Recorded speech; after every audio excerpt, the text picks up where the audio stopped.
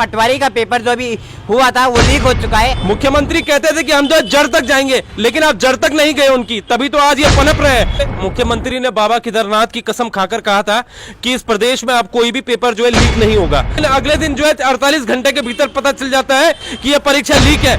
Guarantee है कि जो आपका कांस्टेबल का पेपर हुआ था वो भी लीक नहीं हुआ होगा? बिल्कुल, बड़ा अच्छा सवाल पूछा आपने।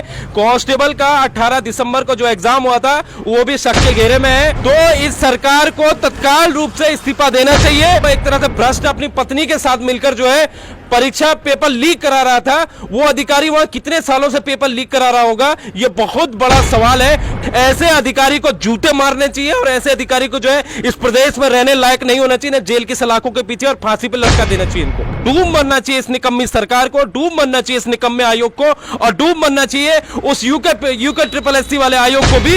युवा तो ये संदेश देना चाहेगा कि अगर मुख्यमंत्री में जरा भी नैतिकता बची है, इस्तीफा दे देना चाहिए। उनके बस की प्रदेश चलाना नहीं है, ना वो जोशीमठ को बचा पा रहे हैं, ना वो युवाओं के भविष्य को बचा पा रहे हैं। प्रदेश व्यापी महाआंदोलन की हम शुरुआत करेंगे क्योंकि बेरोजगार परेशान है। आज सुबह से मुझे काफी फोन आए हैं और मैं ज्यादा का फोन उठा नहीं सकता, इसलिए आपके चैनल के माध्यम से जो है मैं बताना चाहता हूं युवाओं को कि हम सब साथ हैं और अगला कदम का हमारा इंतजार कीजिए आप।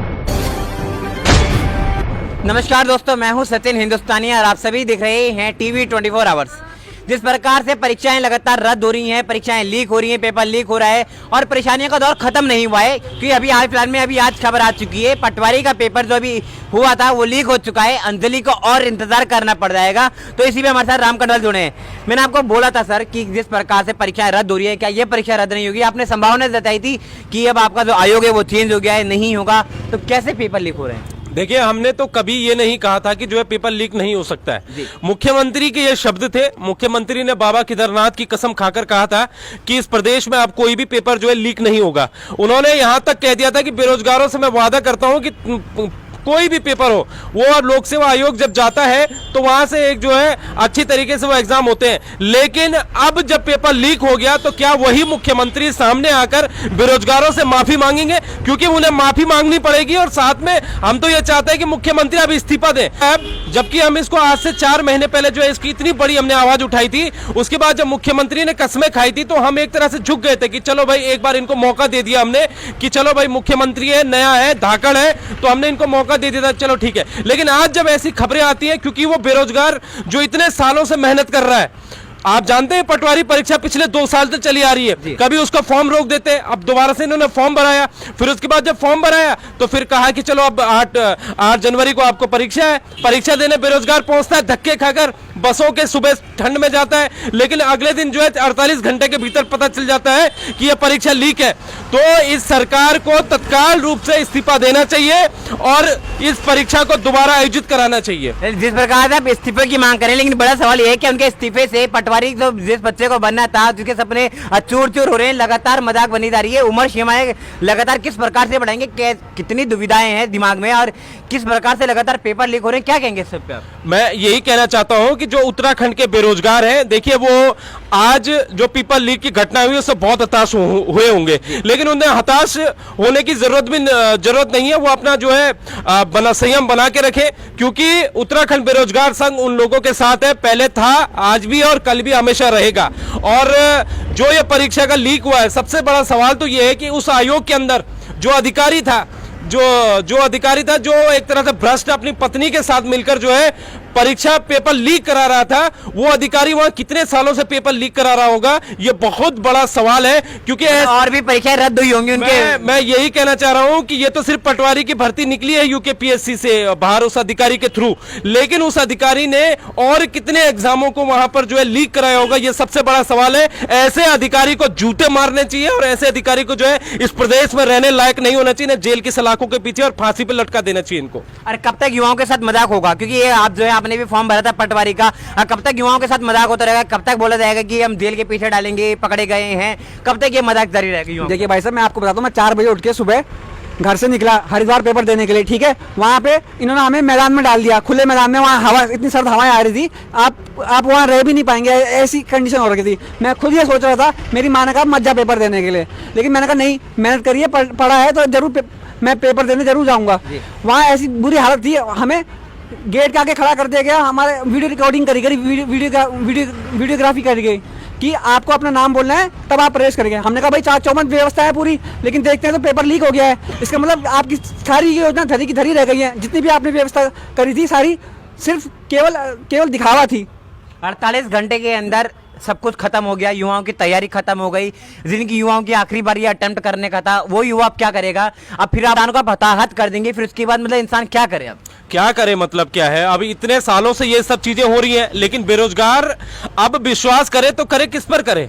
क्योंकि हमने धामी पर विश्वास किया, हमने त्रिवेंद्र सिंह रावत पर विश्वास किया, हमने तीरथ सिंह रावत पर विश्वास किया, लेकिन आज जो स्थिति है, अब बेरोजगार चाहे कोई भी मुख्यमंत्री है, कितना मुख्यमंत्री बदल ले, रहने वाला पेपर लीक ही है। पटवारी पेपर लीक है, इससे पहले इतने सारी परीक्षाएं लीक हुई। लेकिन शर्म मुझे लगता है कि डूब मरना चाहिए इस निकम्मी सरकार को, डूब मरना चाहिए इस निकम्मे आयोग को, और डूब मरना चाहिए उस यूके ट्रिपल एससी वाले आयोग को भी, क्योंकि जहां से इसकी शुरुआत हुई थी, और जब शुरुआत हुई, जब आप जड़ तक, मुख्यमंत्री कहते थे कि हम जो जड़ तक जाएंगे, लेकिन आप जड़ तक नहीं गए उनकी, तभी तो आज ये पनप रहे हैं। और सबसे बड़ा सवाल मैं अभी ये भी उठाऊंगा कि उन परीक्षाओं को, ये तो पटवारी का था, लेकिन आयोग ने जो जो परीक्षाएं कराई उनकी भी जांच होनी चाहिए। नरेंद्र सिंह नेगी का एक गाना है आज के दौर में, जो आज की राजनीति है, कि कमीशन की शिकार बात, रिश्वत को रह लो, रिश्वत को रह लो रे, फंड फूक बिंडी ना सपोर्ट, अब कद गज खेलो। मतलब कहने का मतलब है भैया आप सब्र करो, अब कितना खाओगे आप?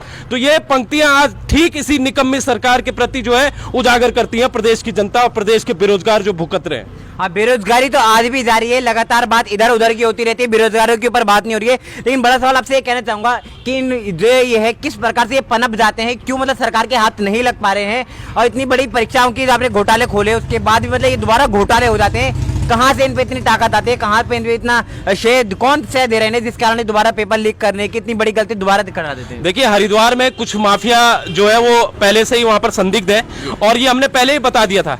आयोग को भी, अफसरों को भी, सबको हमने जो है पहले ही इनको समझा दिया था कि भैया ऐसे ऐसे हो सकता है, तो आप चौकन्ने रहिए। लेकिन अंदर तो इन्होंने जो है एग्जाम सेंटर में काफी लोगों की चेकिंग कर दी, बच्चों की, बेरोजगारों की, कि कहीं ये नकल तो नहीं कर रहा है। लेकिन असल खेल कहां होता है? बाहर से होता है। वो मैंने एक बार आपको चेतावनी भी दी थी जिस दिन हम पटवारी का कर रहे थे, तो उस दिन भी मैंने कहा था। लेकिन धीरे धीरे देखिए क्या होता है इसमें। लेकिन हम अब एक बहुत बड़ा आंदोलन की सोचेंगे, इसमें बहुत बड़े आंदोलन करेंगे, और बहुत जल्द जो है इस सरकार को उखाड़ फेंकने का भी काम करेंगे। तो आगे और क्या क्या कदम करने वाले आप? कल परसों आगे मतलब जल्दी से जल्दी क्या क्या कार्रवाई करोगे आप? कार्रवाई क्या करेंगे? कार्रवाई हमारी ये रहेगी कि सबसे पहले जो है आयोग जाया जाएगा, वहां पर पूछा जाएगा कि आपने आपके अंदर एक अधिकारी ऐसा कर रहा है, वो कैसे हुआ, वो हम पूछेंगे। इसके बाद हम आंदोलन की रणनीति बनाएंगे और जल्द एक बड़ा आंदोलन होगा प्रदेश व्यापी। युवा क्या संदेश देना चाहेगा अपनी सरकार को?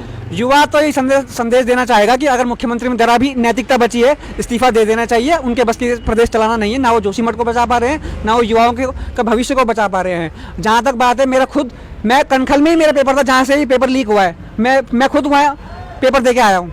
वहाँ पे मतलब सब मिला के कुछ बात ऐसी है कि सिक्योरिटी अपने बच्चों को तो ऐसा कर दिया कि हर तरीके से दिखाना है कि ऐसा भी नहीं है, वैसा भी नहीं है, और आयोग के जो बड़े बड़े लोग हैं वही पेपर लीक कर रहे हैं। वही पेपर लीक कर रहे हैं, क्योंकि यूके ट्रिपल एससी से शुरुआत हुई थी। वहां का जो पहला अध्यक्ष था वही सबसे बड़ा चोर निकला, वहां का जो पहला सचिव था वही सबसे बड़ा चोर निकला, और वैसे ही यूके पीएससी में जो अभी इस नए भर्ती आयोग को ईमानदार आयोग कहा जा रहा है, वहां का जो अधिकारी वो भी चोर निकला। तो इन चोरों को कैसे पहचानेगी सरकार? सबसे बड़ा सवाल यही है। तो पहले तो इन चोरों को वहां से भगाओ, तब जाके तो बेरोजगारों का भला होगा। क्या गारंटी है कि जो आपका कांस्टेबल का पेपर हुआ था वो भी लीक नहीं हुआ होगा? बिल्कुल, बड़ा अच्छा सवाल पूछा आपने।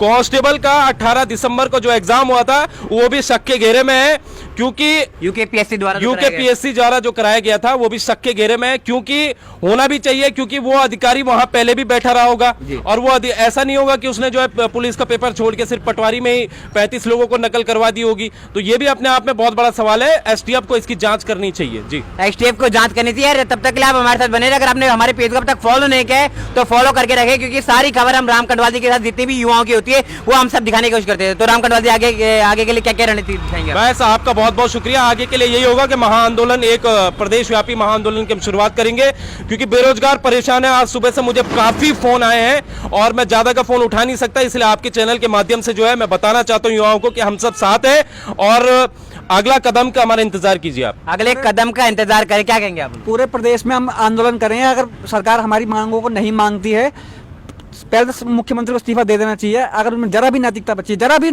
बची है तो अपनी गद्दी पर बैठने लायक नहीं बचे हैं अभी तक। अब देखिए किस प्रकार से उत्तराखंड के खंड खंड होने में लगे हुए हैं। कभी आपके केदारनाथ होता है, कभी जोशीमठ होता है, और तो कभी आपके बेरोजगारों के साथ धोखा होता है, और लगातार यही चीज दौर जारी है। तो अगली खबरों के लिए आप बने रहे, तब तक के लिए वंदे मातरम, भारत माता की जय।